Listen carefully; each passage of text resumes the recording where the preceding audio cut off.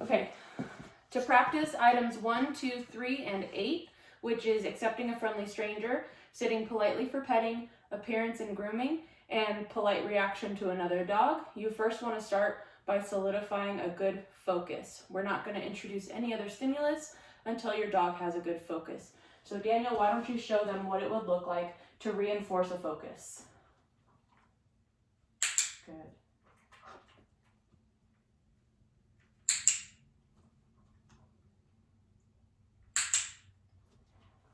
And once your dog has a good focus, you can start to introduce different stimulus. So I'm going to be acting as the stranger, so I'm just going to walk around, and he's going to continue to reinforce that focus so that she associates having another stranger walk around with looking to her handler. As she gets better, I'm going to just get a little bit closer, and as long as she's ignoring me, Daniel's going to continue to mark and reward for keeping her eyes on him.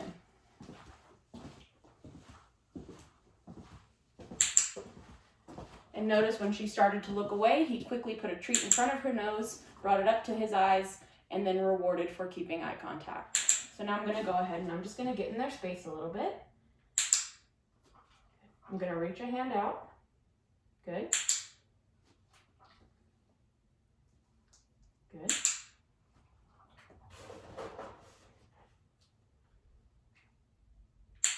Good. Go ahead and shake my hand. Good. And we're going to slowly increase the criteria of how difficult it is on our dogs. So if I get to this point and Cersei breaks and wants to say hello to me, I'm going to go ahead and I'm going to back up a little bit and have Daniel work from this angle.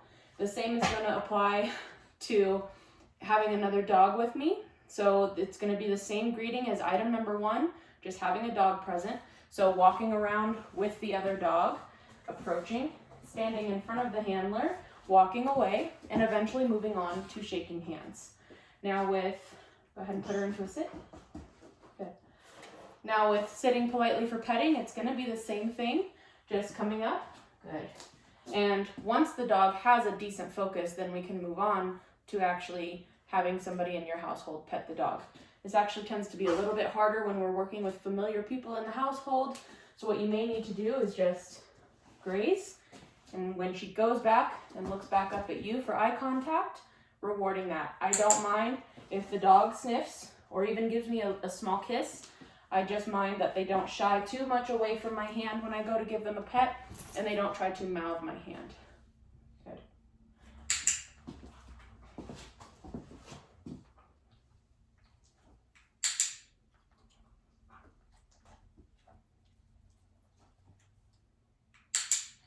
And as an evaluator, when I notice that the dog is being too interactive with me, I'm going to give them that grace and I'm going to back off so that they have an opportunity to reset.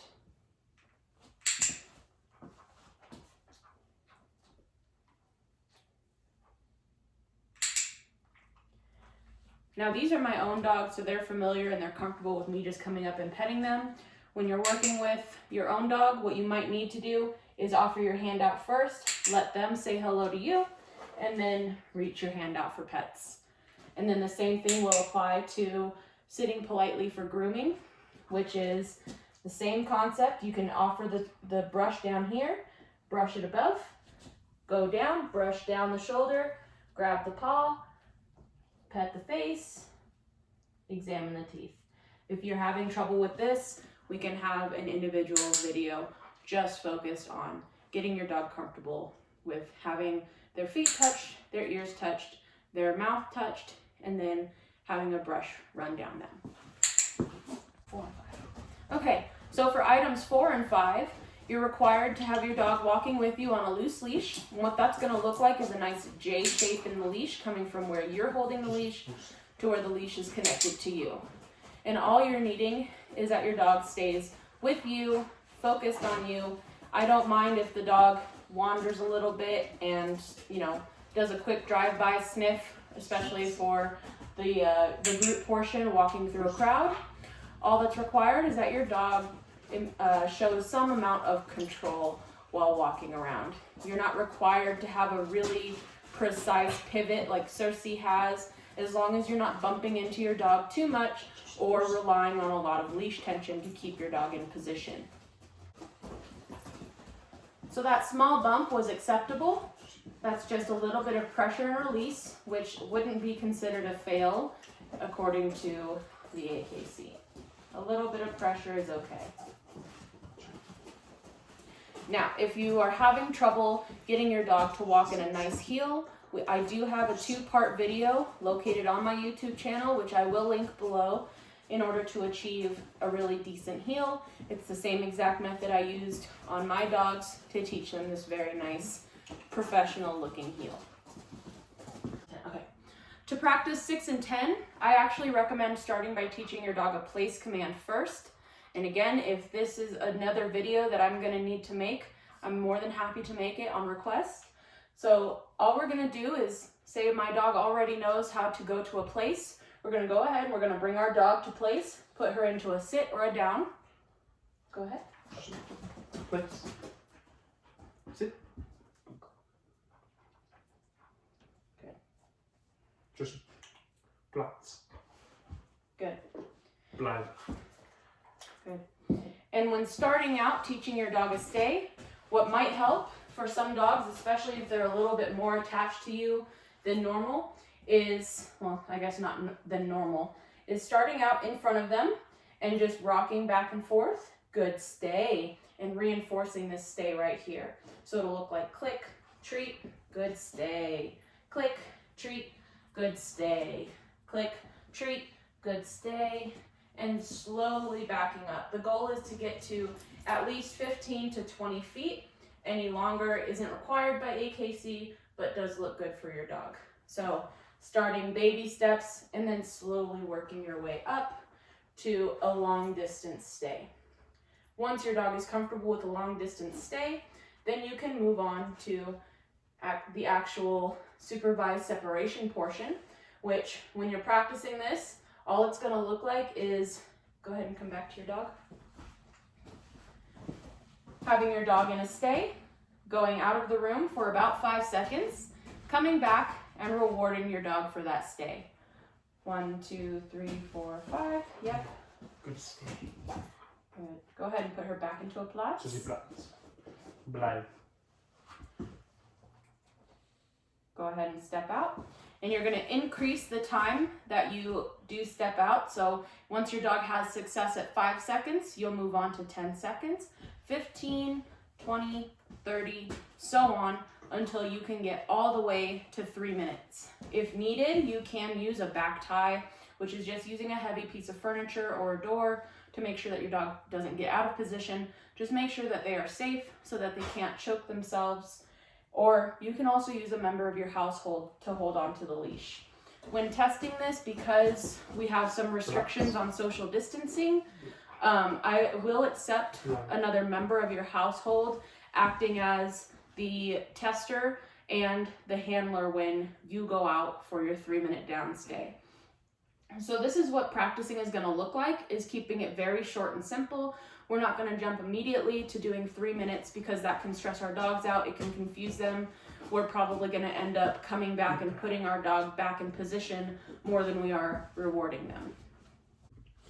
Okay, so say your dog is struggling with the recall portion of the CGC.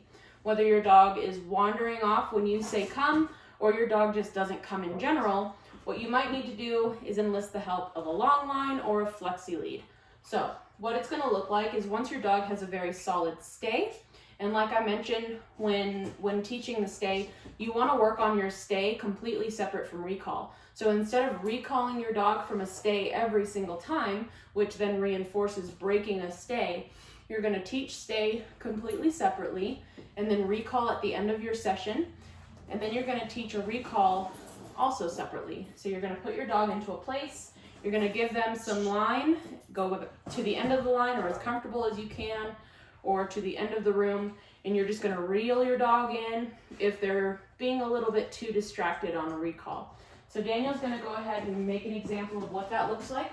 Going to the end of the line, making sure that there's plenty of loose line so he's not pulling on her. And then whenever he's ready, he's going to call her to him. And if she were to be distracted, he can reel her in. But because, just for the sake of demonstration, I'm gonna have you go ahead and step up a little bit more. Right there. Back up a little bit. Good. Go ahead and reel her in while you call her to you. Susie, fuss. Fuss. Good. So that's what that's going to look like. Just gently reeling your dog in so that if they were to waver or try to move around too much, they have a little bit of leash tension to guide them and let them know where they need to be going. So if your dog is struggling with the recall portion, this is what it'll look like. It's important that you practice in a familiar environment first so that your dog is comfortable with what recall is, and then you can move on to your driveway, the sidewalk, a park, or any other public environment, as long as your dog is on a leash, to comply with local leash laws.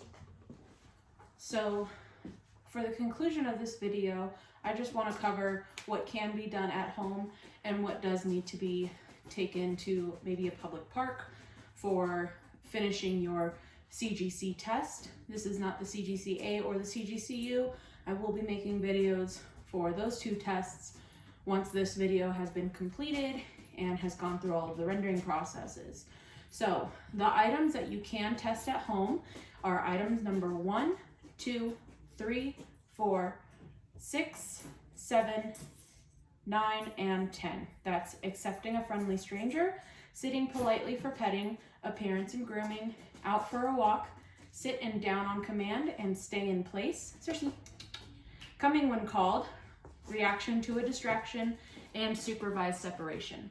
Now for the distraction, it can be you moving a trash bin in front of your dog. It can be somebody on a skateboard riding by. Anything that makes a loud noise that would typically spook an everyday dog. And I just want to see that your dog has a nice reaction to it. It doesn't need to be immediately comfortable. They can have a slight startle response as long as they don't show any sort of aggression or flight when they encounter that distraction.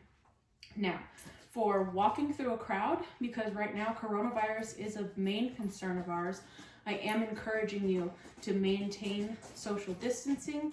So while you're on a walk with your dog at the park, if you can just catch a video of you walking past another stranger or walking around a stranger or even walking by people playing in the park, just so that I know that your dog has a polite response to being around strangers. And reaction to another dog, if you happen to live near a dog park, you can take your dog for a walk outside of the dog park within the fence line or beyond. I just want to know that your dog is not aggressive or fearful of other dogs to the point where it would be considered a problem.